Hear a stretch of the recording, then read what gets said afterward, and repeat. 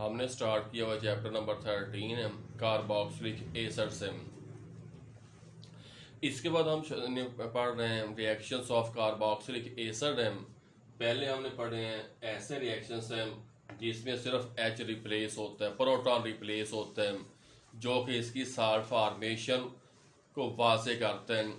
बास रिएक्शंस होते हैं जिसमें OH रिप्लेस होता है, पार्टिसिपेट करता है, जिसमें हमने पहला रिएक्शन पढ़ा है एसिटिक एसिड का फास्फोरस पेंटा क्लोराइड के साथ और थायोनाइल क्लोराइड के साथ। दूसरा हमने पढ़ा है एसिडिफिकेशन है, जिसमें अल्कोहल और कार्बोक्सिलिक एसिड्स रिएक्शन करते हैं, तो इसमें ईस्टर और वाटर बनाते हैं। इसके बाद तीसरा रिएक्शन हमें पढ़ना है अमाइड फॉर्मेशन। अमाइड का जनरल फार्मूला होता है C डबल बॉन्ड O के साथ NH2। ये जो हमारे पास ग्रुप है इससे हम कार्बोनाइल ग्रुप कहते हैं और NH2 को अमाइनो ग्रुप कहते हैं। अगर ये दोनों इकट्ठे आ जाए CONH2 की शक्ल में तो इससे हम अमाइड ग्रुप कहते हैं। बनते किस तरह, अगर हमारे पास कोई भी कार्बोक्सिलिक एसिड है, जिस तरह यहाँ पर एसिटिक एसिड है, रिएक्शन करवाते हैं अमोनिया के साथ, तो हमारे पास अमोनियम कार्बोक्सिलेट बनते हैं। अब अमोनियम कार्बोक्सिलेट को अगर हम दोबारा फिर हीट अप करते हैं तो दो हाइड्रोजन यहाँ से एक ऑक्सीजन को निकाल के वाटर बनाते हैं, बाकी जो कंपाउंड बनते हैं इससे हम एस्टामाइड कहते हैं। क्योंकि इसमें देखें ना आपके पास CONH2 ये वाला इसमें फंक्शनल ग्रुप है, तो ये हमारे पास अमाइड ग्रुप पहला मेंबर है, इससे हम एस्टामाइड कहते हैं। इसके बाद हमने बात करनी है मैकेनिज्म की, तरीकेकार, जो आज sequence of steps by which reactants are converted into products. Acetic acid है, रिएक्शन करवाते हैं अमोनिया के साथ, यहाँ पर नाइट्रोजन के ऊपर एक लोन पेयर ऑफ इलेक्ट्रॉन जो अटैक करेगा कार्बन के ऊपर, जिसके ऊपर चार्ज पार्शियल पॉजिटिव है, यहाँ से एक पाई बॉन्ड खत्म हो जाना है, ये वाली हमारे पास बनेगी ट्रांजिशन स्टेट। इस कंडीशन में अगर हम देखें तो आपके पास नाइट्रोजन की वैलेंसी 4 है, चार्ज इसके ऊपर प्लस है, ऑक्सीजन की वैलेंसी 1 है, चार्ज इसके ऊपर आपके पास माइनस है। अब अगले स्टेप में क्या होना है, जो प्रोटॉन है वो ट्रांसफर होना है, यहां से जो एक H प्लस है वो निकल के आ जाएगा OH के पास, ये हमारे पास बन जाएगा OH2। दोबारा फिर ये हमारे पास है ट्रांजिशन स्टेट है। इसके बाद दोबारा फिर क्या होना है, रिवर्सिबल प्रोसेस के तौर पे यहां से ये जो न्यूट्रल वाटर है रिलीज हो जाएगा, प्लस और माइनस चार्ज ऐसे को कैंसिल करेंगे, कार्बन और ऑक्सीजन की वैलेंसी खाली होने से यहाँ पर आ जाएगा डबल बॉन्ड और हमारे पास बन जाएगा एस्टामाइड। तो इस तरह हमने पहला जो रिएक्शन पढ़ा है अमाइड फॉर्मेशन है, जनरल फार्मूला CONH2।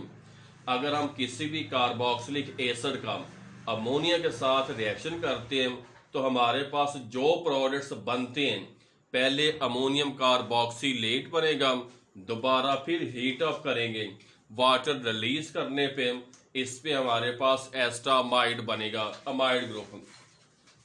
मैकेनिज्म हमने पढ़ा कि इसमें एसिटिक एसिड है, अमोनिया रिएक्शन करेगा, नाइट्रोजन और कार्बन आपस में ऐड या बॉन्ड बना के इस तरह बनेगी ट्रांजिशन स्टेट।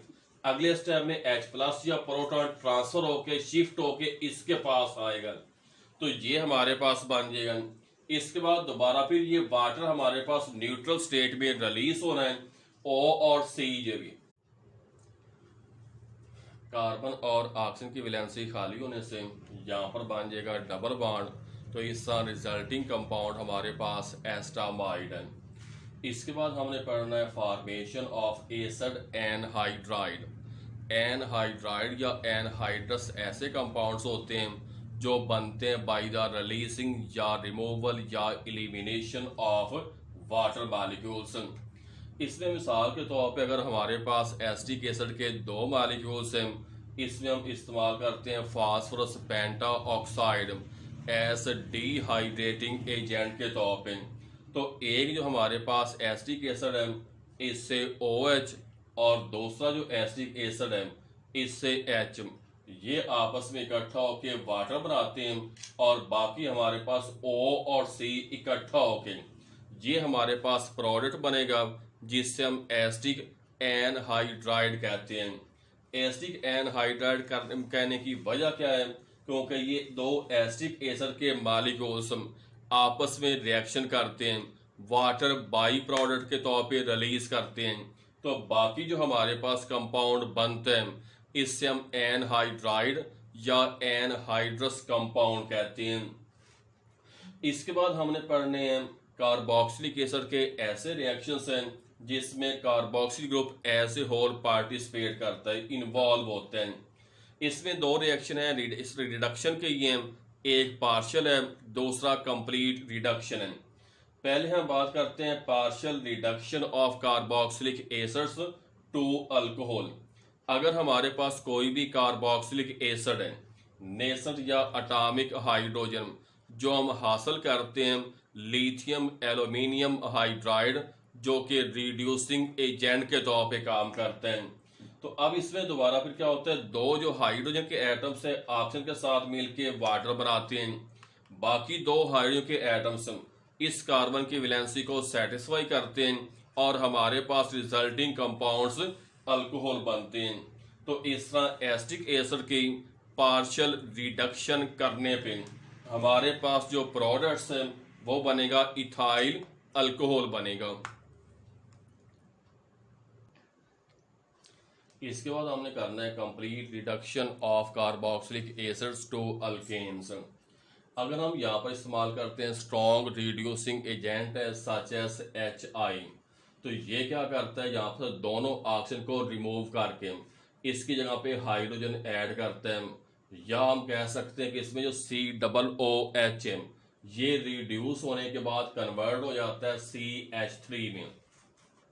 तो इस तरह हमारे पास एसिटिक एसिड है HI हाइड्रोजन आयोडाइड के 6 molecules, phosphorus as a catalyst है, प्रोडक्ट्स हमारे पास बनते हैं अल्केन्स, वाटर और साथ आयोडीन रिलीज होती है। अब इसका अगर हम रिएक्शन का थोड़ा सा पैटर्न या मैकेनिज्म करना चाहें तो सिंपल इस तरह क्या जैसे कि ये जो दो ऑक्सीजन है रिएक्शन करेंगे यहाँ पर हाइड्रोजन के साथ, तो बन जाएंगे दो वाटर मॉलिक्यूल्स, बाकी दो हाइड्रोजन एटम्स इसके साथ अटैच हो कार्बन के साथ, तो यहाँ पर आ जाएगा CH3, एक हाइड्रोजन पहले है, दो हाइड्रोजन के एटम्स यहाँ से आने हैं, ये बन जाएगा CH3, इथेन है, वाटर है और साथ ये जो आयोडीन के 6 एटम्स हैं या 3 मॉलिक्यूल ये फ्री स्टेट में रिलीज होने हैं। तो इस तरह हमने आखिर में पढ़ा है कार्बोक्सिलिक एसिड के ऐसे रिएक्शंस हैं जिसमें पूरा कार्बोक्सिलिक ग्रुप इन्वॉल्व होते हैं। अगर हम इसमें करते हैं partial reduction in presence of reducing agent है लिथियम एल्यूमिनियम हाइड्राइड, तो रिजल्टिंग कंपाउंड्स अल्कोहल होते हैं। कंप्लीट रिडक्शन में क्या होते हैं, कार्बोक्सिलिक एसिड का रिएक्शन करवाते हैं HI के साथ in presence of phosphorus as a catalyst, तो हमारे पास रिजल्टिंग कंपाउंड्स अल्केन्स बनते हैं और बाई प्रोडक्ट के तौर पे वाटर और साथ आयोडीन रिलीज होती है।